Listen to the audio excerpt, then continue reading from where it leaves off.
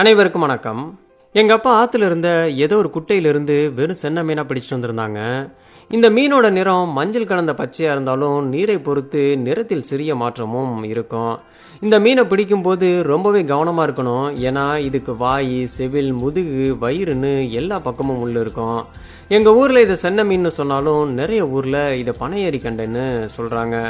இது உண்மையாவே பனைமரம் ஏறுமானா மழை பெய்யும் போது மரத்தில் இருந்து வடியும் நீரை எதிர்த்து ஒரு குறிப்பிட்ட உயரம் வரை மரத்தை பற்றி செல்லும். பனைமரம் வேற மற்ற மரங்களை விட சொரசொரப்பா இருக்கிறதுனால சற்று எளிது.